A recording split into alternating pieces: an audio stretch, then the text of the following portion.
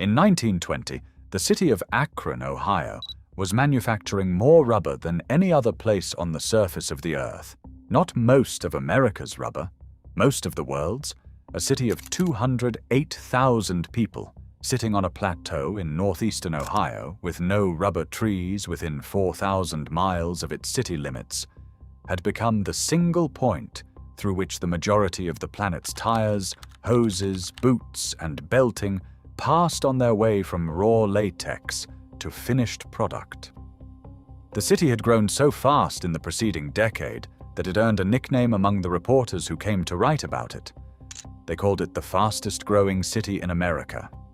Between 1910 and 1920, Akron's population had nearly tripled.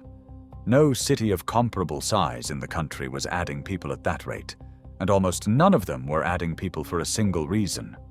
Akron was. The reason was not gold or oil, or a railroad junction, or a harbor. The reason was a substance that would not have existed as an American industrial commodity at all if a bankrupt, half-mad inventor from Connecticut had not spent a decade destroying his family's finances, trying to make raw tree sap stop melting in the summer heat and cracking in the winter cold. His name was on the largest of the companies that built this city. He never lived in it. He never made a dollar from the industry that carried his name into every garage in America. When he arrived in New York on July 1st, 1860, hoping to see his dying daughter one last time, he was already too late. She was gone. Overcome with grief, he collapsed inside the Fifth Avenue Hotel and died there the same day, broke and in debt, leaving behind no fortune, only the invention that made the modern rubber industry possible. 38 years later, a tire company in Akron would take his name. He never saw the city that would make him immortal. Yet without him, it never would have become America's rubber capital. This is the story of what happened after that. Chapter 1. The Plateau. Akron did not begin as a rubber town, and for the better part of a century, nothing about its geography suggested that it ever would. The city sat on the divide between two watersheds, a modest plateau in Summit County, where the land tilted one way toward Lake Erie and the other way toward the Ohio River. That divide gave the settlement its name. Akron comes from the Greek akros, meaning summit or high point, chosen deliberately in 1825 by the men laying out the town, because the single fact that mattered about the location was its elevation. Elevation on its own builds nothing. What elevation did for Akron was determine where the canal would have to climb. The Ohio and Erie Canal, authorized by the state legislature in 1825 and completed in stages through 1832, was built to connect Lake Erie to the Ohio River, stitching the state's northern and southern trade routes into a single navigable line. The same logic that had driven New York to dig the Erie Canal 3 years earlier and Pennsylvania to attempt its own canal system shortly after. Ohio's canal had to cross the same kind of high ground that separated the Great Lakes Basin from the Mississippi Basin everywhere along its length, and at Akron, it crossed at one of the steepest grades on the entire route. To lift boats over that grade, the canal company built a flight of locks through the center of the settlement, a staircase of water climbing the plateau in a tight sequence of chambers. 1,500 feet of locks. Boats climbed by degrees through the middle of what was, at that point, barely a village. A flight of locks needs mills. Water dropping through a lock chamber is water that can be diverted, briefly, to turn a wheel before it continues its fall to the next chamber. Within a decade of the canal's completion, the drop at Akron had attracted flour mills, woolen mills, and a scattering of small foundries, all of them drawing power from the same descending water that lifted the canal boats. By 1860, Akron had roughly 3,000 people. It was a competent milling town on a canal, distinguished from a dozen similar Ohio towns, mainly by the steepness of its particular stretch of water. Nothing about this location explained rubber. Akron had no natural rubber. It had no port. It sat nowhere near the coast where raw latex, shipped from Brazil or later from the plantations of British Malaya, would first touch American soil.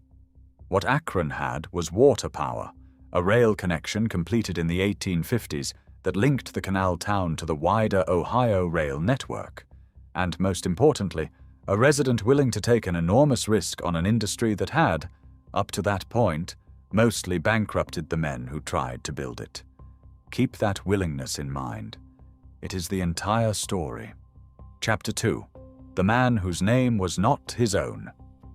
To understand why Akron became a rubber city, you first have to understand a man who never set foot in it.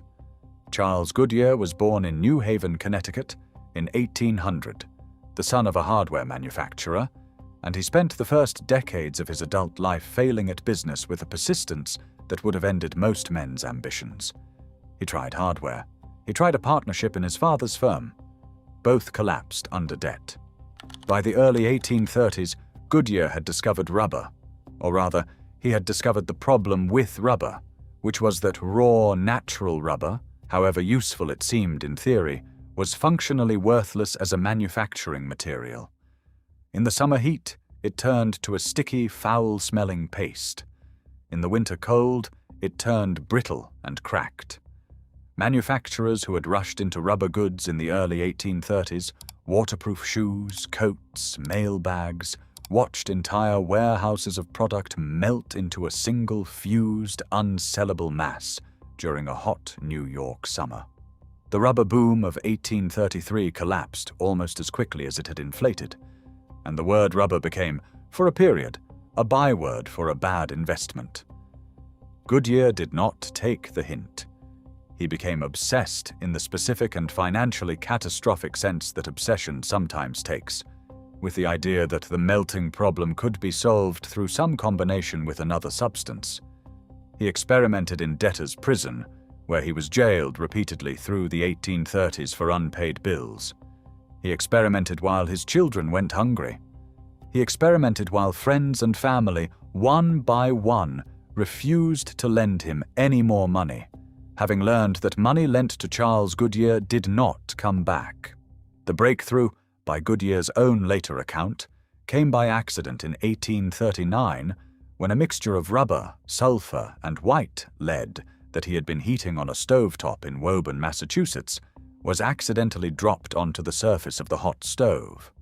Rather than melting further, as raw rubber would have, the scorched patch of material had hardened, and more importantly, had hardened in a way that was elastic rather than brittle. He had, without fully understanding the chemistry behind it, discovered vulcanization, the process by which heat and sulfur permanently transform the molecular structure of rubber into a stable, weather-resistant material. It took him 5 more years to refine the process into something patentable. He filed his patent in 1844. He spent the rest of his life defending it in court, licensing it inconsistently, and watching other manufacturers, most notoriously the British inventor Thomas Hancock, who patented a nearly identical process in England mere weeks ahead of Goodyear's own filing there, capture much of the commercial value that the discovery eventually produced. Charles Goodyear died in New York City on July 1, 1860, reportedly still owing roughly $200,000, a sum that would represent a genuine fortune in unpaid debt for the era. He held 60 patents at the time of his death. He had built, by some accounts, almost nothing of lasting personal wealth from any of them. He never visited Akron, Ohio. Akron, Ohio did not exist as anything resembling a rubber town during his lifetime. The company that would one day make his name into one of the most recognized brands on the planet would not be founded for another 38 years by a man who had never met him, as an explicit act of commemoration for a chemist whose invention had made an entire industry possible and had made its inventor nothing at all. Goodyear's own account of his life, written in the years before his death, and titled with a kind of unintentional irony, Gum Elastic and Its Varieties, described his obsession in openly religious terms as a calling he had been given rather than a business opportunity he had chosen. He compared his own suffering, without apparent embarrassment, to a kind of stewardship, insisting that he had been placed on Earth specifically to solve the problem of rubber's instability, regardless of what it cost him personally, a framing that later biographers have treated with a mixture of sympathy and skepticism, since it was, after all, not only Goodyear himself who suffered for the obsession, but his wife and children, who spent years in poverty while he pursued an idea that most of his contemporaries considered a symptom of monomania rather than genius. The legal battles that consumed Goodyear's final years compounded the tragedy rather than resolving it. Even after his 1844 patent was granted, Goodyear spent much of his remaining life, and what little money the patent generated defending it in court against manufacturers who infringed on the vulcanization process, either through outright copying or through modifications, they argued fell outside the patent's specific language. The most famous of these disputes, a suit against a group of rival rubber shoe manufacturers, was argued before the United States Supreme Court in 1852 by Daniel Webster, one of the most celebrated attorneys in the country, whom Goodyear had retained at a fee so large it nearly bankrupted him a second time, even as he won the case. Winning in court, it turned out, was not the same as winning financially. The legal fees, the licensing disputes, and the sheer administrative cost of defending a single patent across dozens of simultaneous infringement claims consumed nearly everything the invention might otherwise have earned him. Keep that irony in mind. The city built on his name would eventually become richer in a single decade than Charles Goodyear had been across an entire lifetime of trying. Chapter 3. The doctor and the company he could not afford. The first rubber company to plant itself in Akron did not arrive because of Akron. It arrived because its founder had run out of other places to try. Benjamin Franklin Goodrich was a physician by training, born in New York State in 1841, who had served as a Union Army surgeon during the Civil War and emerged from the conflict with an interest in business that eventually overtook his interest in medicine. In 1869, in partnership with a group of investors, he purchased a small, struggling rubber manufacturing operation in Melrose, New York, renamed it Goodrich, Tew and Company, and began looking almost immediately for a better location. New York was not working.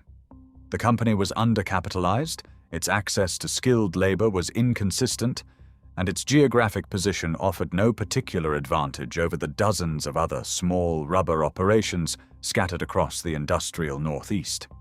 In Schenectady, in Dayton, in cities across the industrial belt of that era.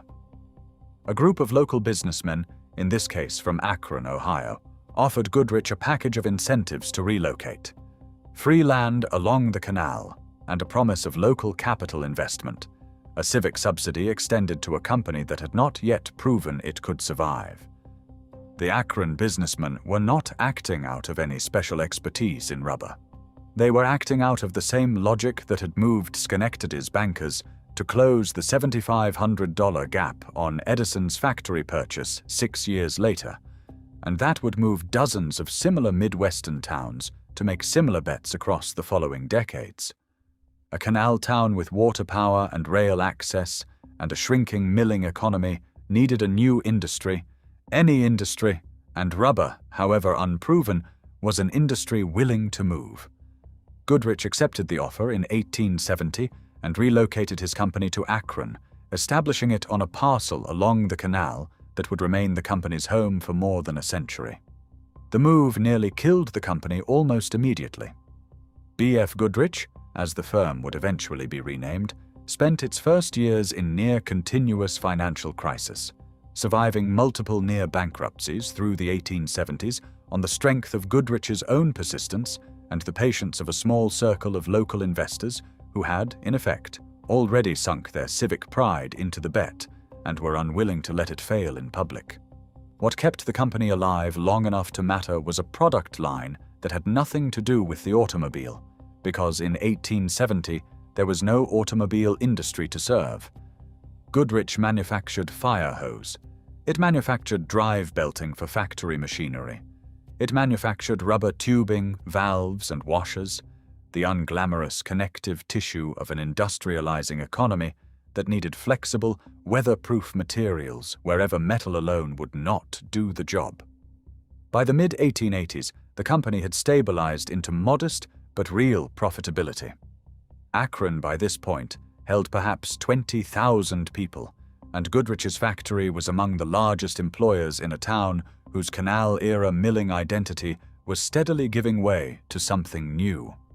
Benjamin Franklin Goodrich did not live to see what his gamble would eventually produce. He died in 1888, at the age of 46, more than a decade before the automobile would arrive in numbers sufficient to matter, and more than 2 decades before Akron would become the single word most associated with rubber manufacturing anywhere on Earth. His company, though, had already done the one thing that mattered most for everything that followed. It had proven that rubber manufacturing could survive, and even modestly thrive, on the plateau at the top of the Ohio and Erie Canal. Proof of concept, once established, tends to attract imitators. Chapter 4. The Big Four.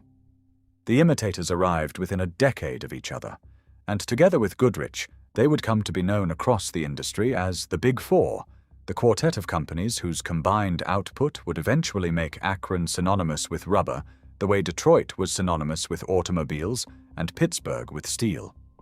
The second of the four, and eventually the largest, was founded in 1898 by a local businessman named Frank Seiberling. Seiberling had grown up in the strawboard and milling business in Akron, and by the mid-1890s had lost most of a previous fortune in an economic downturn that wiped out the family's earlier ventures.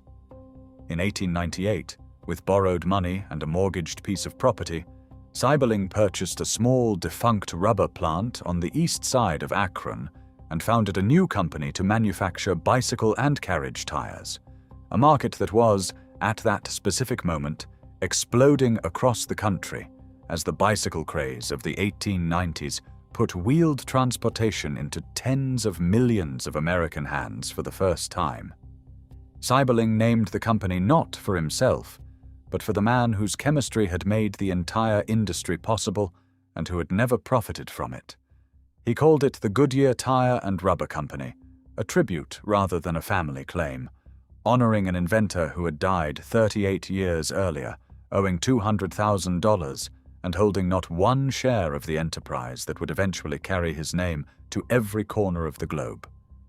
The timing of Seiberling's gamble turned out to be extraordinary, though not for the reason he had originally planned. The bicycle tire market that Goodyear was founded to serve was already beginning to plateau by the early 1900s. What replaced it, arriving with a speed that caught even the industry's most aggressive founders by surprise, was the automobile. The third of the Big Four arrived in Akron in 1900. Harvey Firestone, born on an Ohio farm and raised in the buggy and carriage trade, had spent the 1890s selling rubber tires for carriages out of Chicago and Detroit, close enough to the automotive experiments then underway in Michigan to notice, earlier than most, that the horseless carriage was going to need tires of its own, in volumes no carriage tire business had ever contemplated.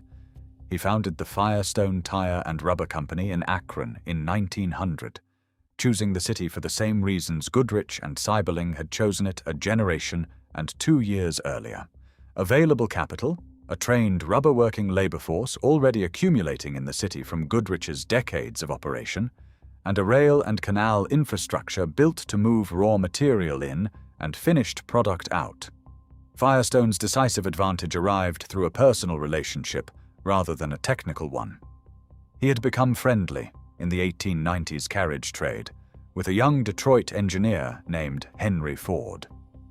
When Ford's company began producing the Model T in 1908, Firestone secured a substantial share of the original equipment contract, supplying tires directly to the assembly line of what would become the best-selling automobile in the history of the world to that point. The relationship between Firestone and Ford would remain personally close for decades. The two families would eventually vacation together, camp together, and intermarry. The fourth of the Big Four arrived later and grew differently.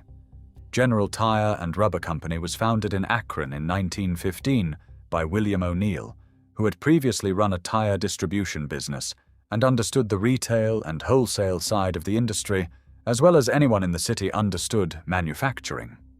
General Tire never grew to match the scale of Goodrich, Goodyear, or Firestone, but it rounded out a concentration of rubber manufacturing capacity in a single American city that had no precedent and, in the decades that followed, would have no equal. By 1920, these four companies, along with dozens of smaller rubber goods manufacturers that clustered around them to supply components, machinery, and specialized materials, employed a majority of the working population of Akron, Ohio.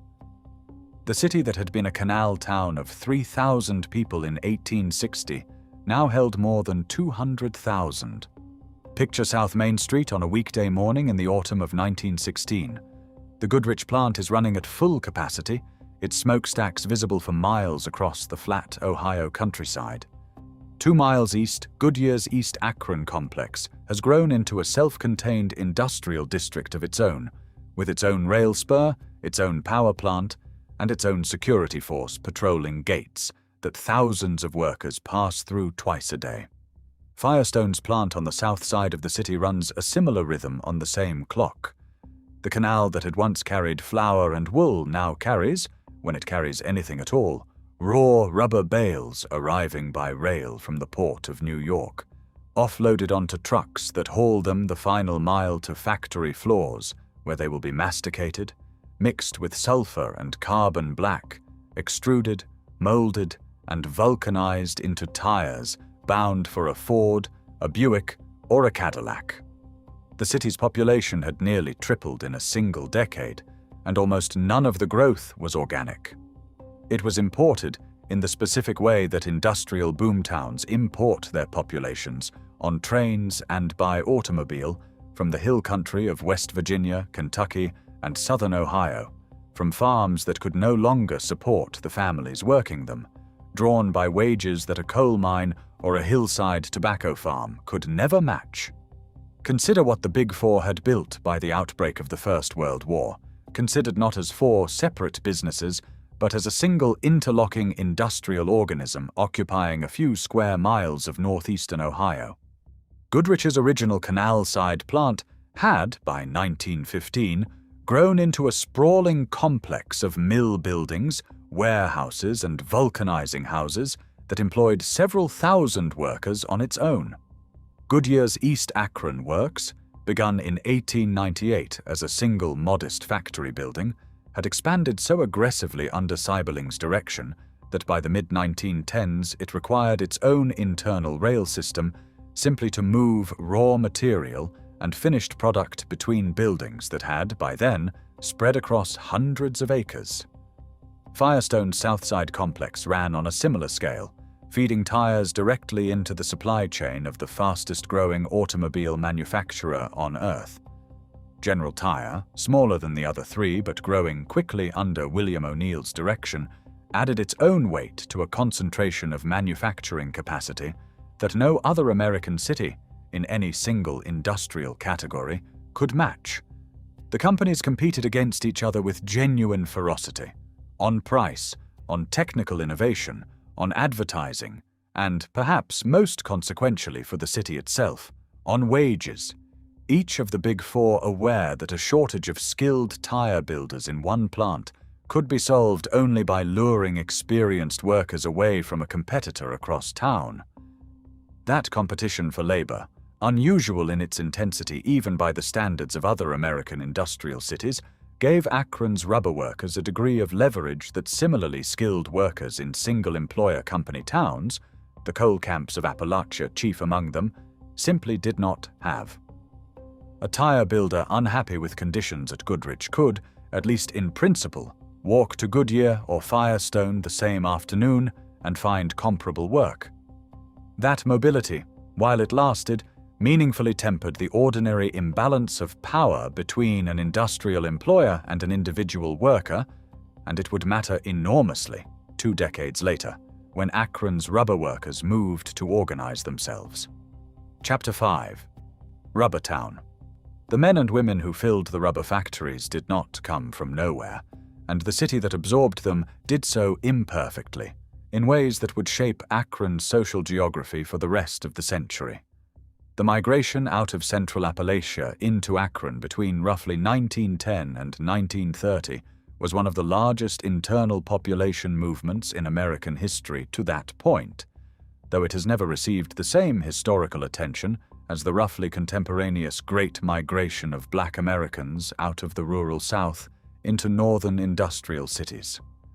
Akron's rubber migration was overwhelmingly white and overwhelmingly rural, drawn from the same coal counties of West Virginia and eastern Kentucky that would, decades later, send their names into American folk memory through a different kind of departure. They came because the wages were extraordinary by the standards of the hill country they left. A rubber worker in Akron in the 1910s could earn in a week what a coal miner or a subsistence farmer might earn in a month, and the work, however grueling and dangerous in its own particular ways, did not carry the specific mortality risk of underground coal extraction. The dangers of rubber work were different, not absent. The mixing rooms, where raw rubber was blended with sulfur, carbon black, and a chemical stew of accelerants and antioxidants, ran hot, loud, and thick with airborne particulate that several generations of Akron rubber workers would later be diagnosed with respiratory conditions traceable directly to their decades on the factory floor. The curing rooms, where tires were vulcanized under heat and pressure, ran even hotter. A worker in the tire building department stood for a 10 or 12-hour shift assembling the layered components of a tire by hand, a skill that took months to master and that companies guarded jealously, because a skilled tire builder could produce work at a pace and quality that an unskilled one simply could not match. The neighborhoods that grew up around the rubber plants took on the character of the workforce that filled them. South Akron, nearest the Goodrich and Firestone complexes, filled with frame houses built quickly and cheaply to house families who had, in many cases, arrived with almost nothing beyond what fit in an automobile or a rail car. Company boarding houses absorbed the single men who came first, often scouting the work before sending for families still back in the hill country. The city's downtown transformed in step with the factories. The population had grown so fast that municipal services struggled visibly to keep pace. Housing shortages through the 1910s were severe enough that workers slept in shifts in overcrowded boarding houses, the same bed occupied by a day shift worker in the evening and a night shift worker through the following morning, an arrangement common enough in the boomtown years that it acquired its own local shorthand among the rubber workers themselves. By 1920, Akron's growth rate had become a subject of national curiosity. Newspapers as far away as New York ran features on the Ohio city that had, in a single decade, added more population by percentage than any other city in the country. The label that stuck, and that the city's boosters embraced without apparent irony, was Rubber Capital of the World, a claim that was not marketing exaggeration, but a reasonably precise description of manufacturing reality. In the years surrounding the First World War, Akron's 4 major rubber companies, combined with their smaller satellite manufacturers, accounted for a majority of all rubber goods produced in the United States, and the United States, in those same years, accounted for a majority of global rubber consumption. A city of 200,000 people, sitting on a plateau 4,000 miles from the nearest rubber tree, had made itself the indispensable center of an industry that touched nearly every category of American manufactured goods, from the tires on a Model T to the hoses in a fire truck to the boots on a farmer's feet. The city that absorbed this migration built an identity around rubber that extended well beyond the factory gates into the civic institutions and cultural touchstones that a boomtown assembles for itself once its prosperity feels, for a while, permanent. Akron's minor league baseball team took the rubber industry's name directly. The city's professional football club, before it relocated, likewise traded on the association. In 1934, a local newspaper editor organized the first national soapbox derby, a downhill race for homemade, engineless cars built by children, and the event's organizers chose Akron as the permanent home for the national championship specifically because the city's identity as America's rubber and automotive capital made it, in the organizers' own framing, the only fitting place in the country to hold a race about wheels. The Soapbox Derby still runs in Akron today, on a purpose-built hill on the city's outskirts, a small annual echo of an industrial identity that has otherwise mostly receded from the city's daily economic life. Chapter 6. The Strike. By the mid-1930s, the same concentration of labor that had built Akron's rubber industry into a global power had also built something the companies had not planned for, and, in most cases, actively feared. A workforce large enough, concentrated enough, and desperate enough, in the depths of the Great Depression, to organize itself into a force the Big Four could not simply dismiss. The Depression had hit Akron with particular severity, precisely because the city's prosperity had been so narrowly concentrated in a single industry. When automobile sales collapsed after 1929, tire orders collapsed with them, and the rubber companies responded the way large employers in a single industry town typically respond to a demand collapse. They cut wages, cut hours, and in some cases replaced the piece rate and incentive pay systems that had allowed skilled workers to earn a decent living with revised systems that effectively cut take-home pay by a third or more for the same physical output. The workers who had migrated to Akron from the hill country a generation earlier had, in the intervening decades, built the kind of dense, interconnected neighborhood networks that made rapid, coordinated organization possible once the conditions became severe enough to justify the risk.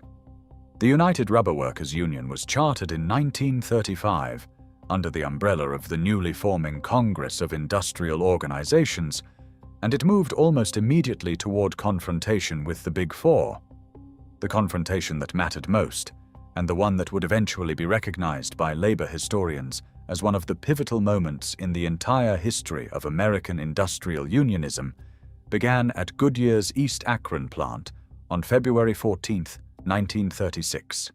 Picture the plant floor on that Friday afternoon.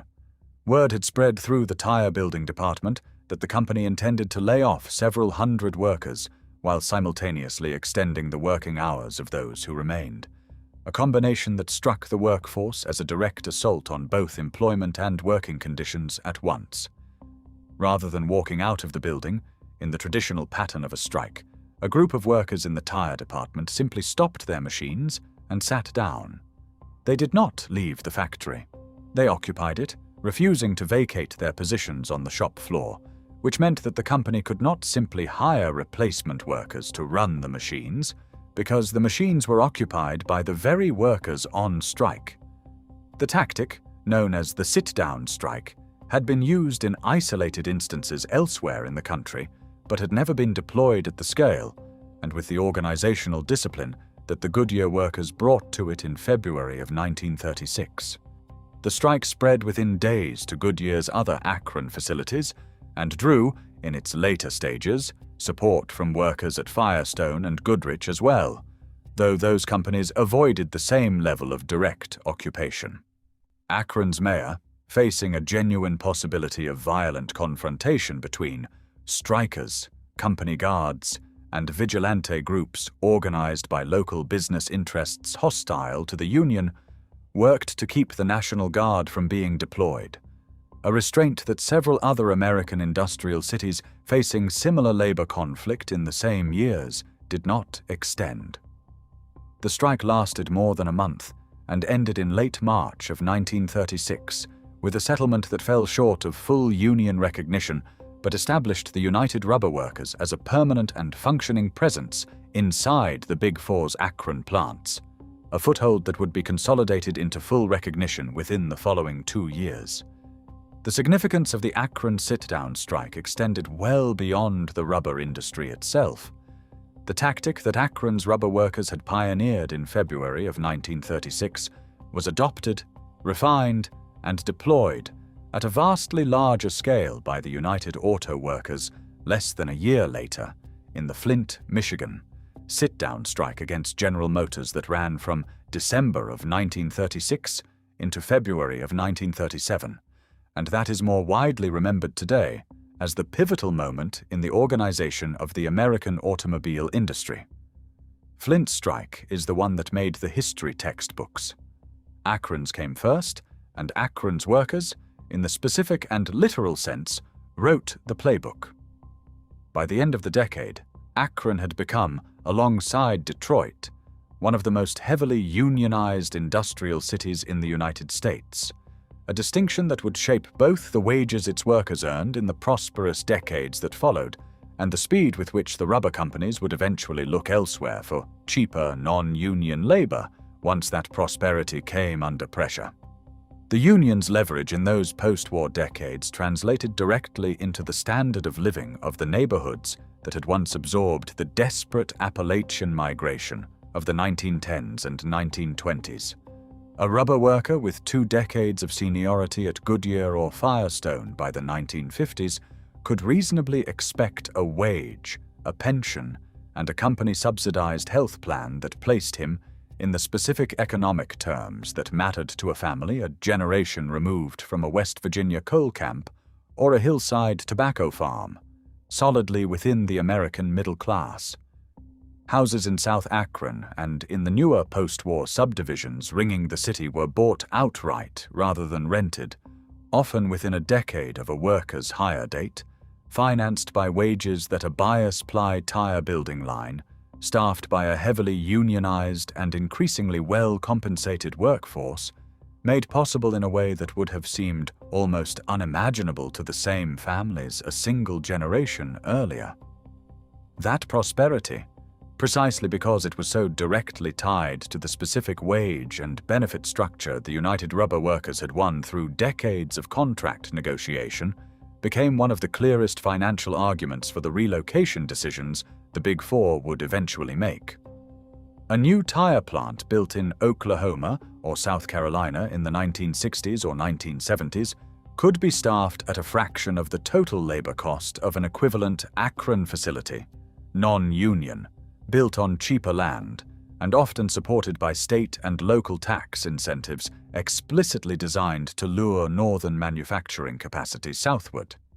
The same organizing victory that had made Akron's rubber jobs among the best manufacturing employment available anywhere in the country by the 1950s had also, by simple economic arithmetic, made Akron's rubber jobs among the most expensive to keep in Akron.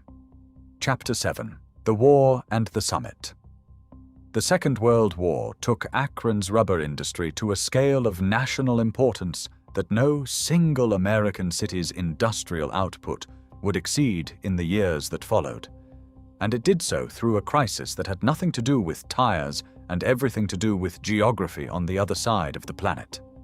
Roughly 90% of the world's natural rubber supply in the years before the war came from plantations in British Malaya and the Dutch East Indies, rubber trees that had themselves originated in Brazil but had been transplanted to Southeast Asia in the late 19th century by British colonial botanists who understood, with a clarity that outlasted the century, exactly how valuable a rubber monopoly could become.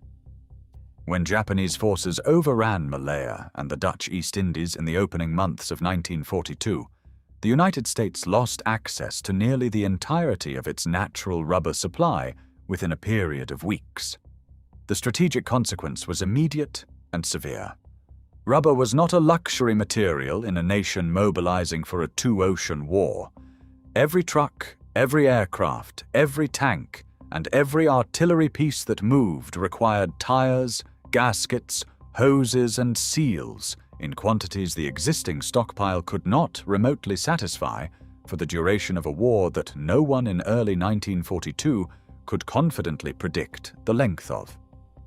The federal government's response was the United States Synthetic Rubber Program, one of the largest and least publicly remembered industrial mobilization efforts of the entire war, rivaling the Manhattan Project in its urgency, if not its secrecy.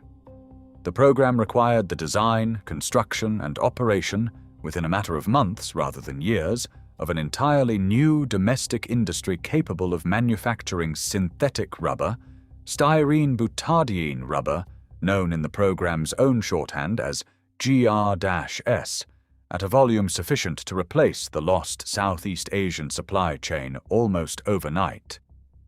Akron, holding the accumulated chemical and manufacturing expertise of 4 decades of natural rubber processing, became the intellectual and administrative center of the synthetic rubber effort, even as the new government-owned synthetic plants themselves were built in a scattered ring of locations across the country, chosen for proximity to the petroleum feedstocks that synthetic rubber required, rather than for proximity to Akron itself. The Big Four's chemists and engineers, drawing on decades of natural rubber compounding experience, became the technical backbone of a program that, within roughly 2 years, had scaled American synthetic rubber production from a few thousand tons annually to more than 800,000 tons, a rate of industrial mobilization that remains, by any standard, extraordinary. Akron's own factories ran at a wartime intensity that matched or exceeded anything the city had produced in its previous boom decades.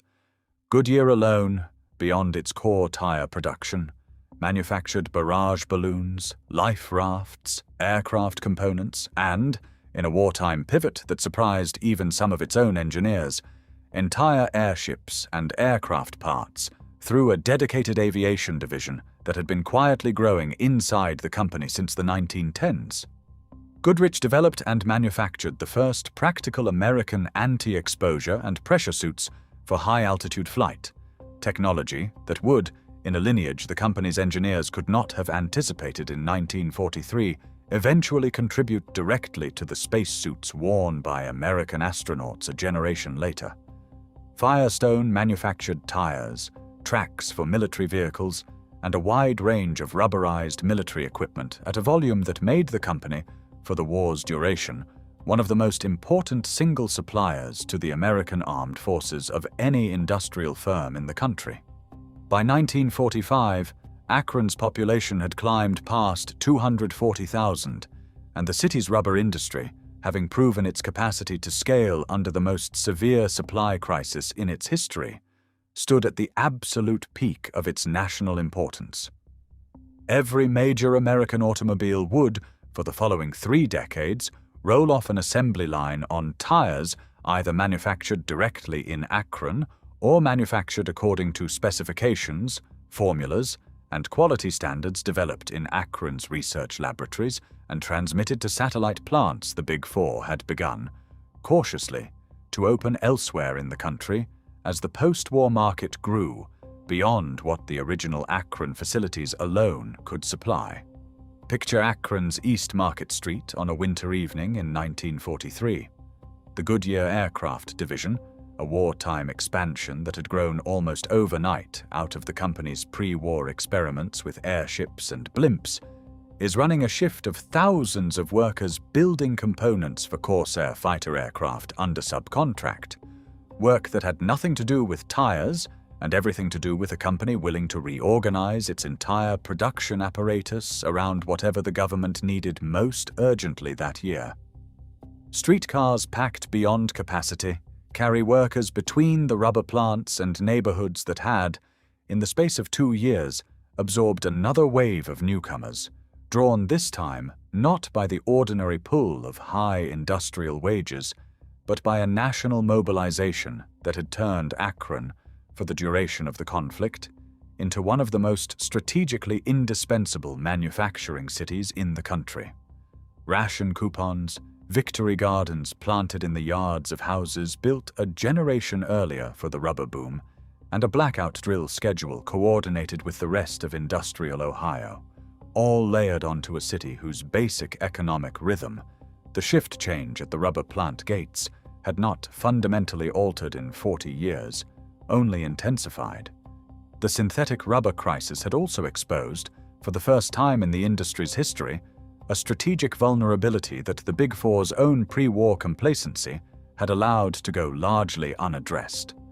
Natural rubber had been reliable, cheap, and abundant for so long that none of the four companies had invested seriously in synthetic alternatives before the war made that investment a matter of national survival rather than corporate strategy. The wartime crash program that followed proved, decisively, that synthetic rubber could match, and in some material respects exceed the performance of natural rubber for most applications, a technical lesson that outlasted the war itself, and that would, in the following decades, permanently reshape the raw material base of an industry that Akron's companies had spent half a century building around the assumption that vulcanized natural latex was the only serious option. Chapter 8. The Radial. The technology that would eventually dismantle Akron's dominance of the American tire industry was not invented in Akron, and for nearly 2 decades after it first appeared, the companies headquartered there treated it as a curiosity rather than a threat. The radial tire, in which the internal fabric plies run radially from bead to bead rather than diagonally across the tire's structure, as in the traditional bias ply design, was developed by the French tire manufacturer Michelin and introduced commercially in 1946. Radial construction produced tires that lasted longer, gripped the road more securely, and consumed less fuel through reduced rolling resistance than any bias ply tire the Akron companies had spent half a century refining. The advantages were not marginal. They were, by the measures that eventually mattered most to consumers and to automobile manufacturers alike, decisive. European automakers adopted radial tires as standard equipment through the 1950s and 1960s at a pace that American manufacturers did not match. The reasons for the American industry's hesitation were structural rather than purely a failure of engineering vision. The Big Four had, over 5 decades, built an enormous capital investment in the specific machinery required for bias ply tire manufacturing, machinery that could not simply be retooled for radial production without a scale of reinvestment that no single company wanted to be the first to undertake while its competitors held back.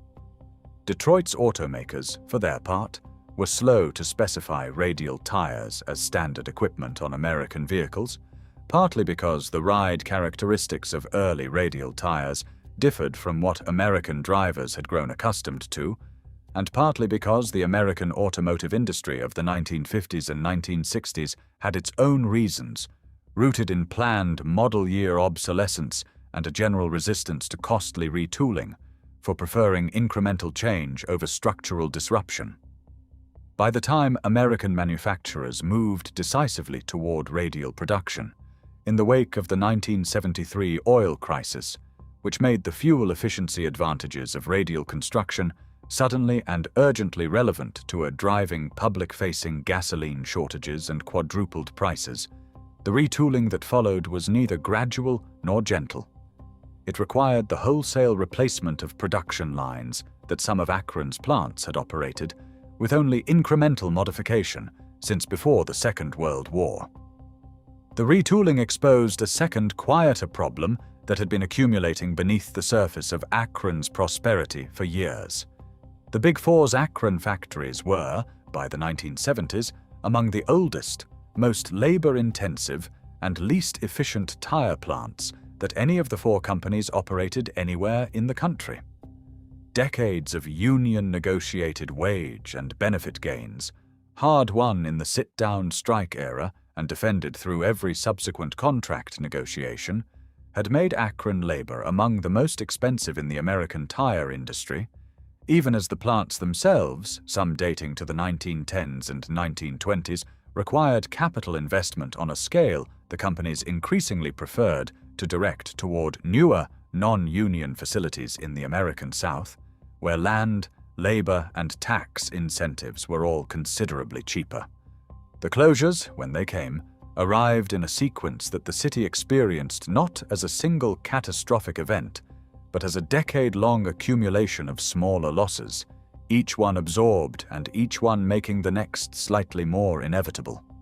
Goodrich ceased tire production in Akron in 1975, converting its remaining local operations to research, chemical, and specialty products while shifting mass tire manufacturing to newer plants elsewhere.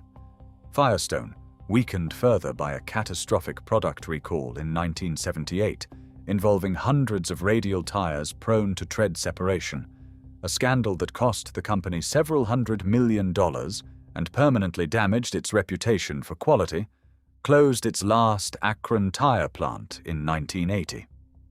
General Tire scaled back its Akron manufacturing through the same period, retaining a corporate and research presence while shifting production capacity elsewhere. By 1982, more than half of the manufacturing jobs the Big Four had provided in Akron at the city's mid-century peak were gone, and the losses were not evenly distributed across the workforce. The skilled tire builders whose craft had taken months to master, the same specialized labor that had made Akron's rubber industry globally competitive for 80 years, found that their specific expertise had almost no transferable value outside a shrinking handful of remaining plants. Chapter 9. Bridgestone's Question. The final act of the Big Four's original independence arrived from a direction that, a generation earlier, would have seemed almost unthinkable to the men who had built Akron's rubber empire. A foreign competitor, arriving with enough capital to simply purchase what remained of it.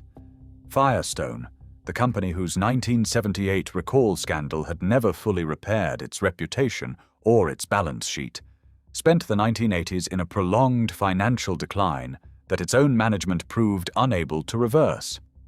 In 1988, after a period of takeover speculation involving several potential acquirers, Firestone was purchased by the Japanese tire manufacturer Bridgestone in a deal valued at roughly $2,600 million, one of the largest Japanese acquisitions of an American company completed to that point in the post-war era. The symbolism registered immediately in Akron and well beyond it. A company founded in 1900 by an Ohio farm boy who had built one of the closest personal friendships in the history of American industry with Henry Ford himself, a company whose tires had ridden on the original Model T, had passed into the ownership of a Japanese conglomerate that 60 years earlier, during Akron's wartime peak, had been a wartime industrial adversary of the very nation whose automobile industry Firestone had helped build. Bridgestone retained the Firestone brand name and, for a period, retained a reduced corporate and research presence in Akron.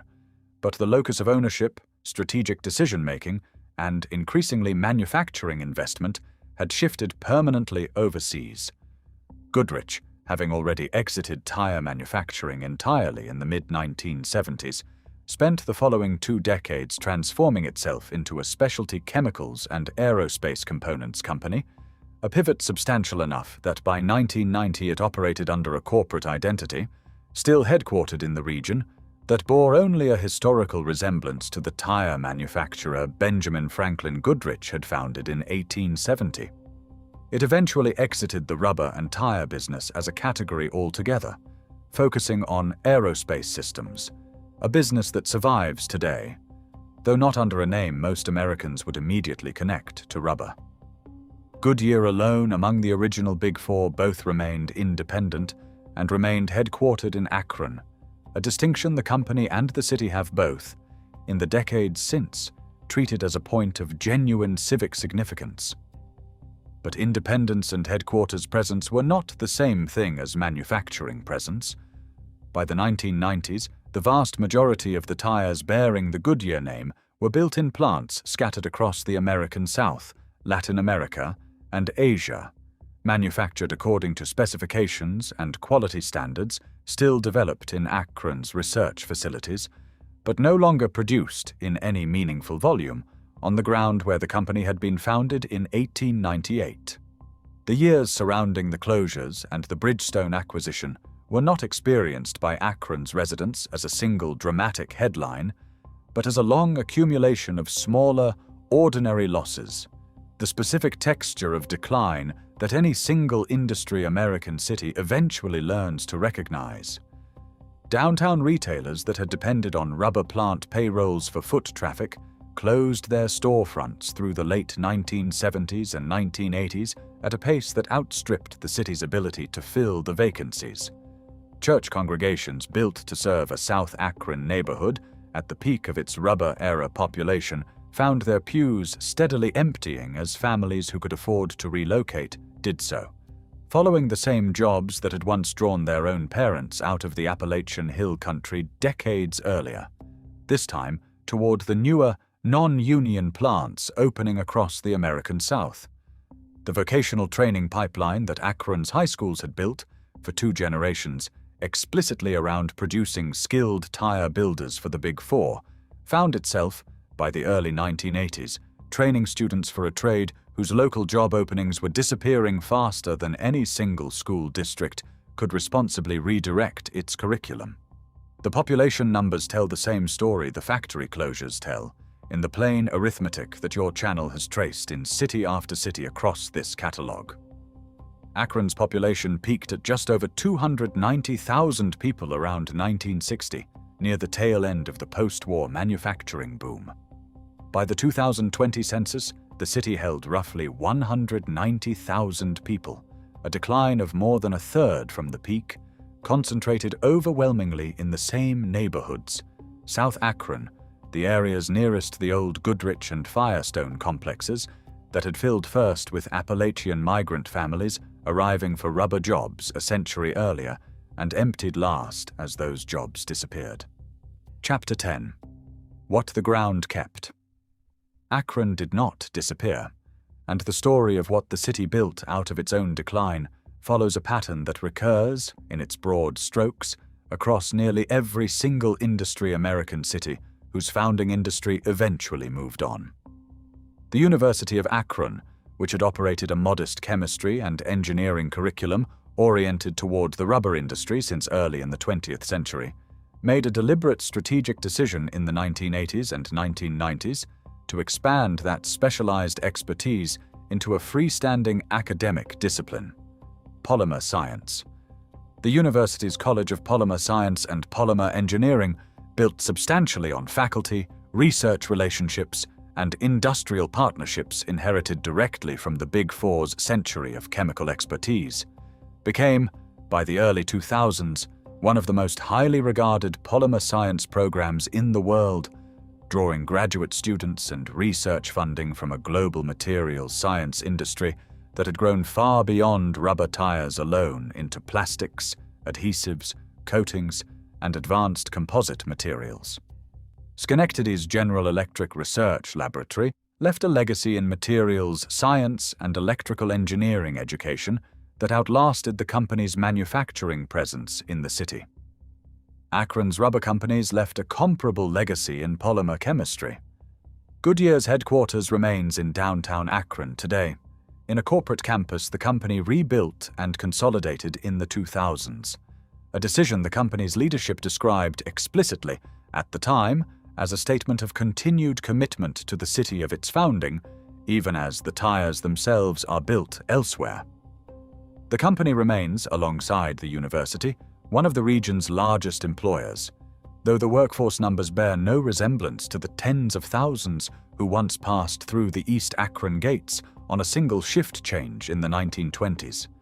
The old Goodrich complex along the canal, the original site where Benjamin Franklin Goodrich's near-bankrupt company first proved that rubber manufacturing could survive on the Akron Plateau, has been redeveloped over the past 2 decades into a mixed-use district of loft apartments, offices, and small businesses occupying the shells of buildings whose brick and steel bones proved sturdier than the industry that built them.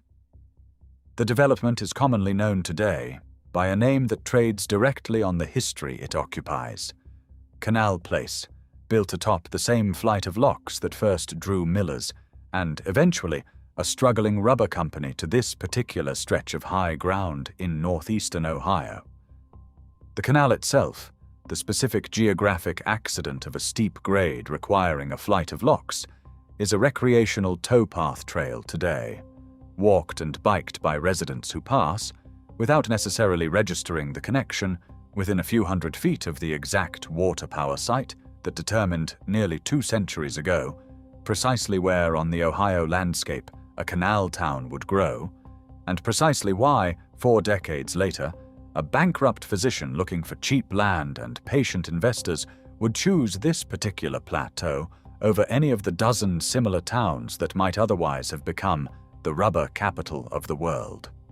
A smaller but symbolically significant piece of Akron's rubber-era wealth survives a few miles from downtown, at Hywet Hall, the 65-room Tudor Revival mansion Frank Seiberling built for his family between 1912 and 1915 at the height of Goodyear's early expansion, modeled on the English manor houses that had also inspired George Vanderbilt's Biltmore a generation earlier, though at a considerably smaller scale.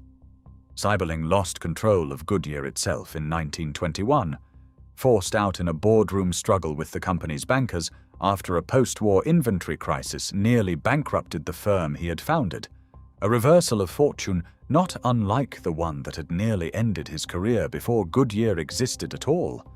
He kept the house. His family opened it to the public as a non-profit museum in 1957, and it remains today one of the largest preserved private estates in the United States open for touring, a physical monument to the specific decade when Akron's rubber fortunes seemed to its founders as though they could only ever keep growing. The Rubber Bowl, a horseshoe-shaped stadium built in 1940 with financial backing from Firestone and the city itself, once hosted University of Akron football, professional exhibition games, and, for decades, the induction ceremonies of an entire regional civic calendar built around the rubber industry's continued self-confidence. It fell into disuse and disrepair through the 2000s as the university built a new on-campus stadium, and it was demolished in the 2010s, its component materials salvaged and sold, a small literal instance of a city dismantling one of its own rubber-era monuments because the cost of maintaining it no longer made economic sense. Chapter 11. The Summit Again. Charles Goodyear died in 1860 with debts of roughly $200,000. He had never manufactured a tire, he had never seen an automobile, and he had never been to Akron. Yet decades later, his name would become inseparable from the city. That is where the story comes full circle. In 1898, Frank Seiberling built the company that carried Goodyear's name on this plateau. Then came Firestone, Goodrich, General. Factories spread across the city.